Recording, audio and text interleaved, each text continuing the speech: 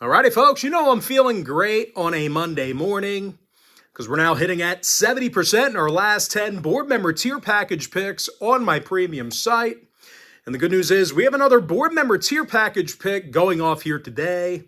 But before we dive into some more of that, just want to take a quick timeout and welcome you to my NBA free pick video here today for Monday, March 18th, 2024.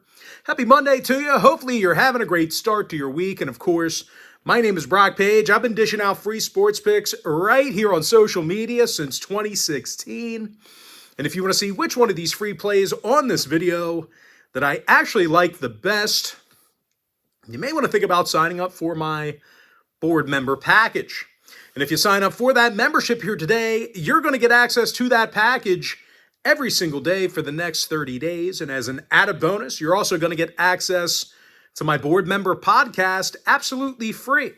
It's going to be included with your purchase. And of course, you may be wondering what the difference is between what I do here on the free video and what I do on my premium site. Well, what I do here on the free video is I'll handicap the entire slate of games in any given sport, side and total. What I do on my premium site is, well, I actually share with you which one of these free plays on these videos that I actually like the best. Now, if you don't need access to all of my premium selections, but maybe you could use like one a day, you may want to think about signing up for my $1.99 daily best play. You'll get one premium selection of mine every single day for the next 30 days. The math works out to be just 6 cents a day. And I'll tell you what, every little bit counts. I am greatly appreciative for that. And of course, we currently have over 1,375 members. We're signed up and active on my premium site right now. Once again, that's patreon.com/BrockPage. And with that, folks, we are going to dive into some free content.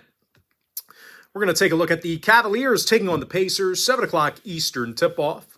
Indiana's -6.5, totals 224.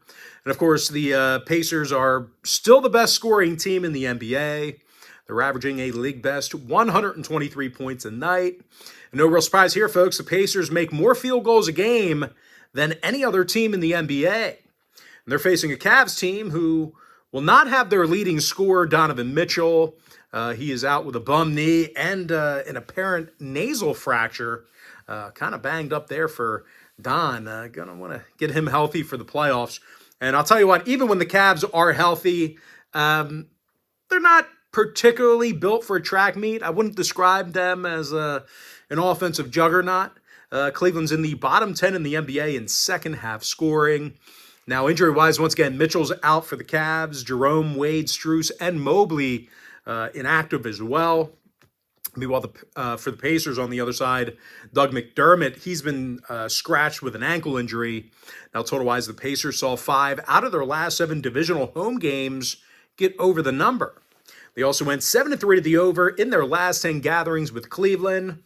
Now, the Cavs on the other side, they saw overs in 4 out of their last 5 themselves. Give the Pacers -6.5, over 224. Next game, Pistons, Celtics, 7:30 Eastern start time. Boston's -16, totals 223.5. And even though the Celtics have a couple guys on the injury report, their role players should still be able to steamroll Detroit. The Celtics are a staggering 30-3 inside the Garden this season, and they are currently the best three-point shooting team at home in the game. Drew Holiday is knocking down 44% of his long balls. Jason Tatum leads the roster in points. They're facing a Pistons team who lost all of their road games this year except for 5.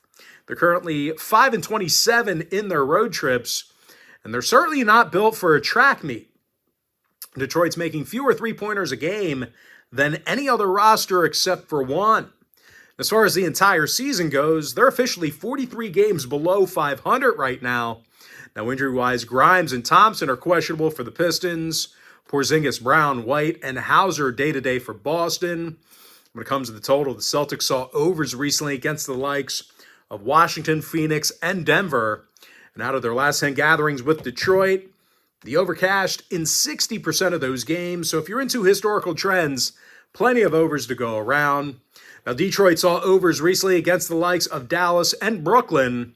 They're also officially 19-13 to the under. 19-13 to the over in their road trips.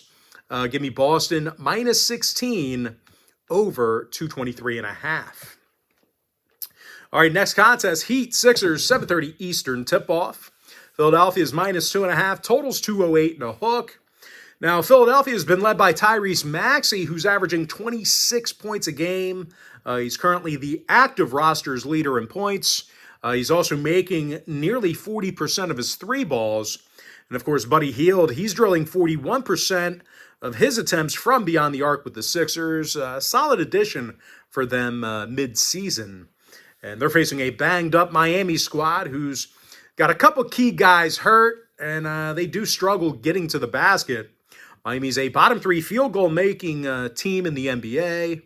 When it comes to fourth quarter scoring, well, they've had a tough time getting on the scoreboard late. The Heat's a bottom three point producing team in the final 12 minutes. Now, Butler and Jovic are questionable for the Heat. Hero and Love are still out. Meanwhile, for Philadelphia, Covington, Embiid, Melton, and Jones are out. Tobias Harris is day-to-day. Philadelphia saw their last 5 straight stay under the total. They've also held Miami to just 107 points a game in their last 10 head-to-head gatherings. Now, the Heat's gone 26-9 to the under in their road trips. Give me the Sixers -2.5, under 208 and a hook. All right, next matchup, it is going to be Blazers-Bulls, 8 o'clock Eastern tip-off. Chicago's -7.5, totals 214. Now, the Bulls have been playing some pretty good basketball here recently. They got the W in 5 out of their last 8, and they've done a decent job covering the point spread against the West. They currently have a winning record against the point spread in their out-of-conference ball games. And when it comes to the injury report, Caruso and White are questionable. Julian Phillips is still inactive. Now, for Portland on the other side, Thibault and Grant are questionable for them. Brogdon and Sharp are still out. When it comes to the total, Portland's seen plenty of overs against the East this season. They're currently 18-5. What are we talking about here? They've seen plenty of unders against the East. This season. Yeah, sorry. They're 18-5 to the under in their out-of-conference ball games. They also saw unders more recently against the likes of the Knicks, Hawks, and Celtics. Give me the Bulls -7.5, under 214.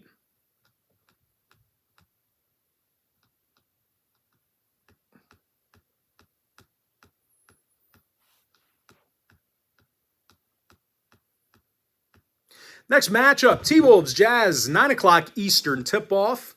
Minnesota's -7, totals 222. And even though the T-Wolves have played very tough defensively this season, they've had all kinds of problems covering the point spread here recently. They failed to cover in 7 out of their last 10, and they have a tough time scoring late. Minnesota's in the bottom 5 in the West in fourth quarter point production, and they're facing a Utah team who covered in 4 out of their last 7 themselves. Covers against the likes of the Hawks, Bulls, and Wizards. And when the Jazz play in Salt Lake City, they've covered in 65% of those home games. Now, injury-wise, Lauri Markkanen's day-to-day with a quad injury. Jordan Clarkson's been scratched. Meanwhile, for Minnesota, Gobert, Anderson, and Morris are questionable for them. Towns and Clark are still out. Now, total-wise, the T-Wolves saw overs in 6 out of their last 9. They also went 60% to the over in their last 10 gatherings with the Jazz. So once again, if you're into historical trends, certainly want to think about that one there.